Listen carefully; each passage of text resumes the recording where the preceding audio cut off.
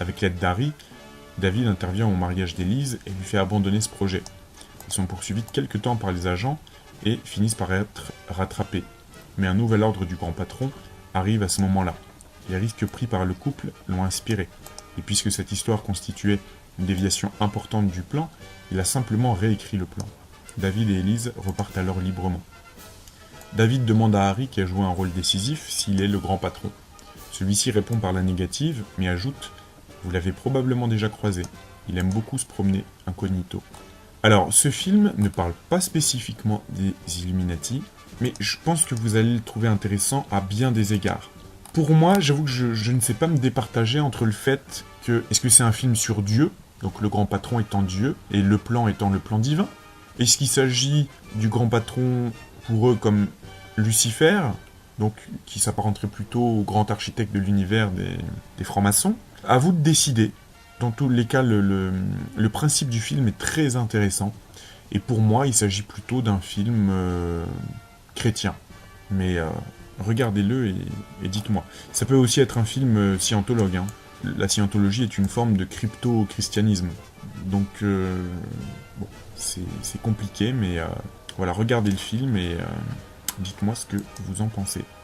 Alors, on a le film Orange Mécanique, dont l'affiche du film représente un delta, hein, la pyramide, avec un œil.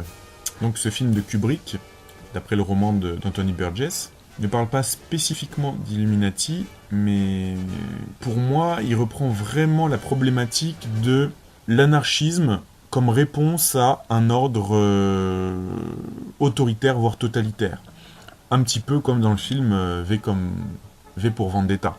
C'est-à-dire que l'anarchisme, donc le fais ce qu'il te plaît, hein, de l'ordre Templi Orientis, l'anarchisme est vu comme une réaction à l'ordre totalitaire, notamment l'ordre carcéral en Angleterre à cette époque. Donc voici le résumé. En Angleterre, dans un proche avenir, Alex Delarge, Malcolm McDowell, jeune délinquant passionné par la musique de Beethoven, qu'il appelle la plupart du temps Ludwig van, spécialement la 9e symphonie, est obsédé par le sexe. Des parties de ça va et ça vient, dit-il, et adepte de la violence, ultra-violence dans son propre jargon. Alex est le chef de sa bande, les Droogs ou Droogies. La bande se compose de Pete, Georgie et Dim.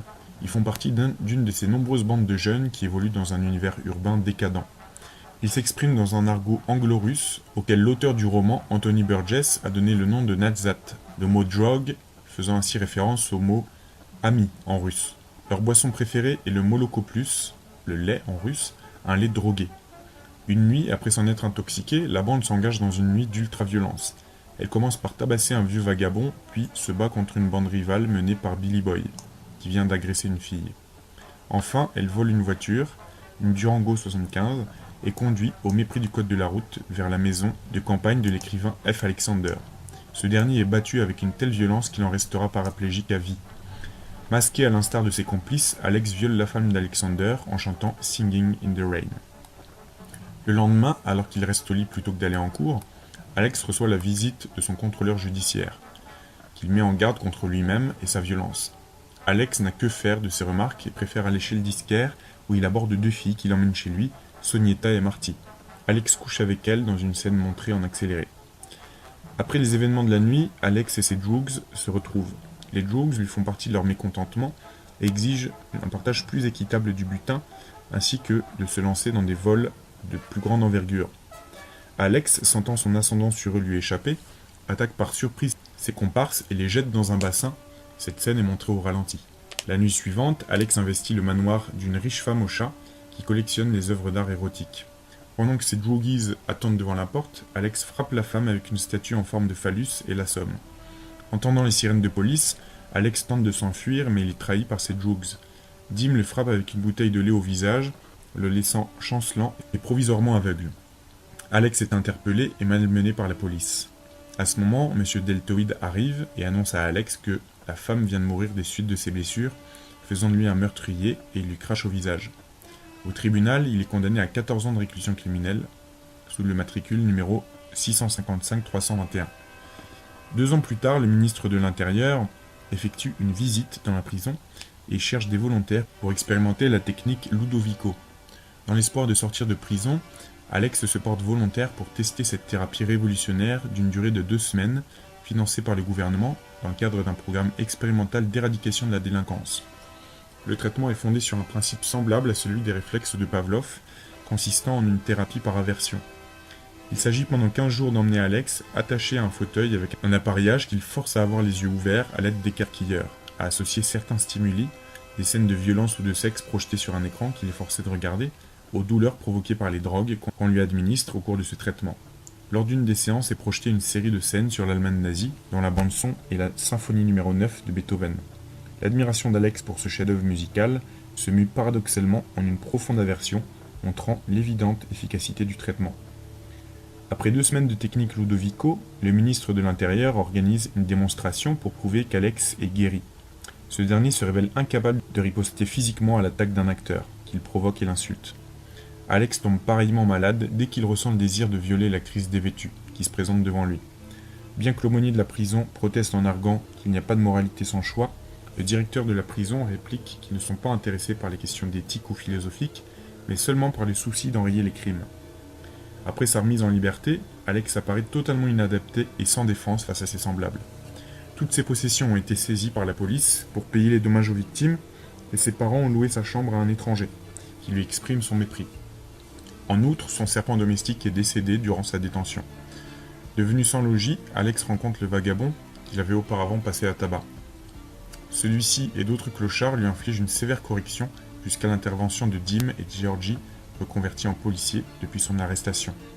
Profitant de son impuissance, ces 2 anciens droguises le noient à moitié tout en le rouant de coups. À bout de force, il se réfugie chez un homme qui s'avère encore être une de ses anciennes victimes, l'écrivain F. Alexander. L'homme a tout fait de ce dernier, Julian, le récupère évanoui à la porte d'entrée. Monsieur Alexander ne reconnaît pas Alex comme son agresseur car ce dernier était masqué lors de l'attaque. Mais il a lu son histoire dans les journaux.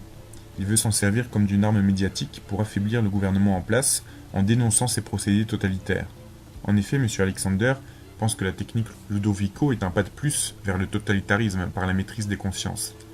Alors que M. Alexander appelle au téléphone ses amis conspirateurs, il entend Alex entonner « Singing in the Rain » dans son bain. Le traumatisme de l'agression lui revient en mémoire et il identifie son hôte comme l'un de ses agresseurs.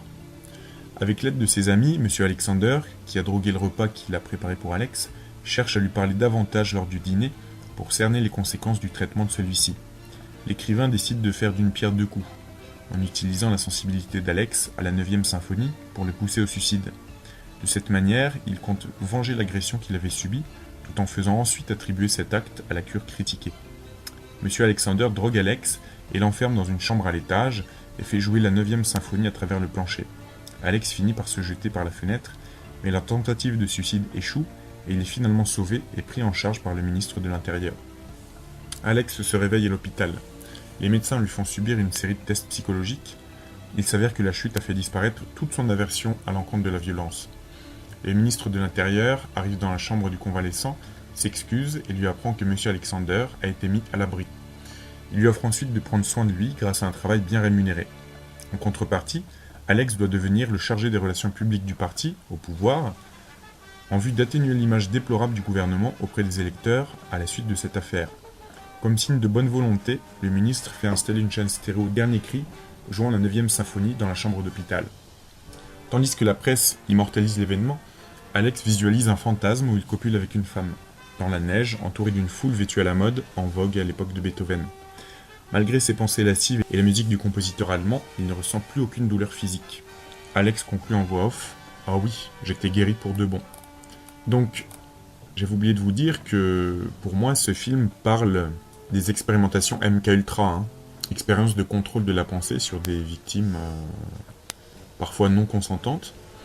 Et dans le fond, et il parle bien sûr aussi de l'univers carcéral totalitaire à cette époque, et notamment des QHS, des quartiers haute sécurité ou équivalents dans les pays anglo-saxons. Et dans le fond, on ne sait pas si le film est une apologie de la liberté, de l'anarchie, ou une apologie des traitements chimiques imposés aux malades mentaux.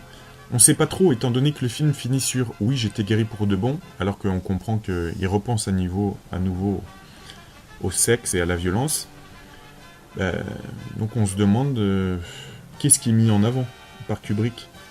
Est-ce que c'est le fait de se rebeller contre les gouvernements totalitaires qui essayent d'emprisonner l'individu, ou est-ce que c'est faire une promotion indirecte des projets du genre MKUltra?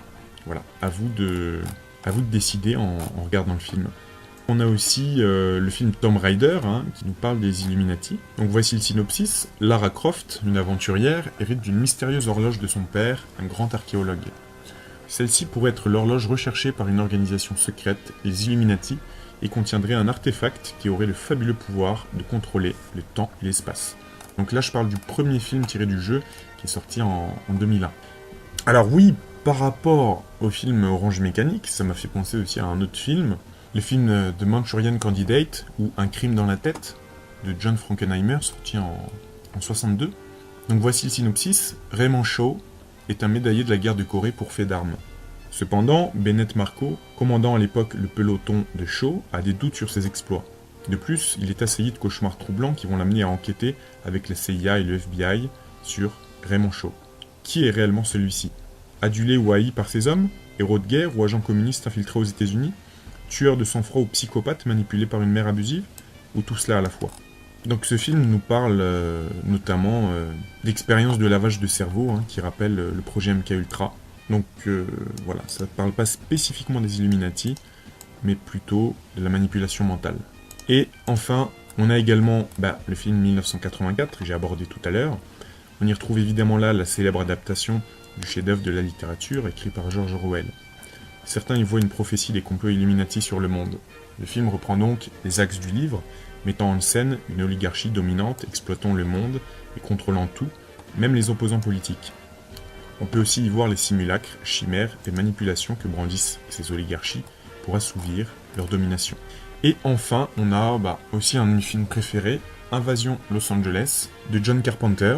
Sous ses airs de petits films d'exploitation de science-fiction des années 80, Invasion Los Angeles, dont le titre original They Live est moins vendeur mais plus parlant, est une bombe totale.